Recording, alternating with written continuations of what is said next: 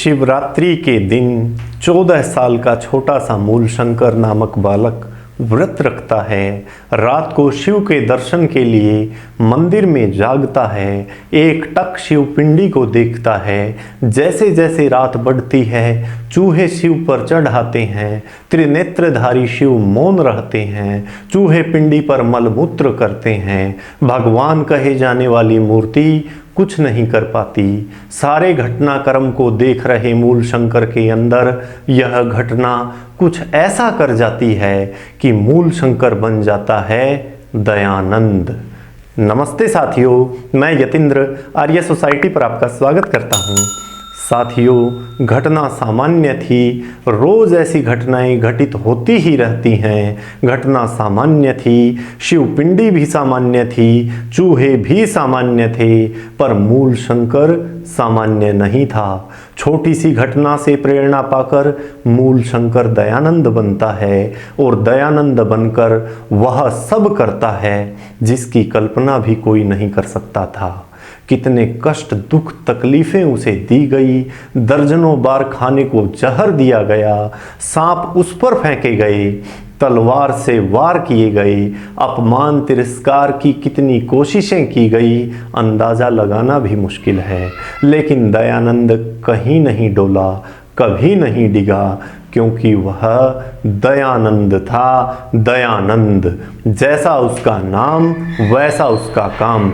जमाने ने उसे चाहे कितने ही कष्ट दिए हों, पर उसके पास तो देने को दया और आनंद ही थे। उसके लबों से केवल सत्य ही निकलता था। अपने परमदेव परमात्मा को छोड़कर किसी और की परवाह दयानंद ने कभी नहीं की, फिर परिणाम चाहे कुछ भी हो। साथियों, ऐसा कौन सा पक्ष था जो दयानंद का कमजोर हो? ऋषि का जीवन सूर्य के समान चमकता है। ऐसा कोई क्षेत्र नहीं जिसमें ऋषि दयानंद ने काम न किया हो। वह न केवल समाज सुधारक थे, न केवल दार्शनिक थे, न केवल स्वराज्य के मंत्रदाता थे, न केवल धर्म सुधारक पाखंड विध्वंसक थे, बल्कि व्यक्ति से लेकर परिवार, समाज के प्रत्येक क्षेत्र में काम करके हमें गर्व से जीना सिखाने वाले वही अखंड ब्रह्मचारी दयानंद ही थे। शिवरात्रि की रात बोधरात्रि बनकर दयानंद को जगाती है। दयानंद जाग चुका था। वह समझ चुका था कि यह पत्थर वाला शिव असली शिव नहीं है, कुछ पाखंडियों का ही पाखंड है। असली शिव कुछ और है।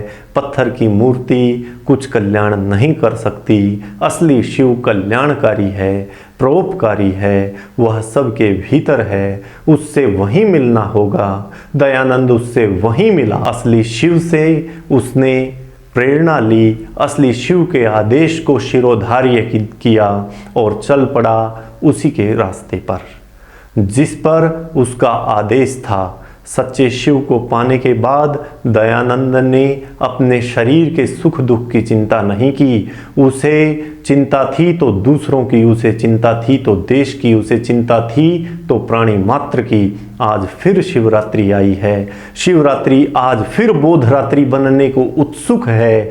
किसकी बोधरात्रि? मेरी बोधरात्रि, आपकी बोधरात्रि, हम सब की बोधरात्रि। इस शिवरात को बोधरात बनाकर ऋषि जीवन से प्रेरणा लेकर हम देश, समाज और विश्व के भले की ओर चल पड़े। यही शिवरात्रि का पावन संदेश है। सबको सादर नमस्ते।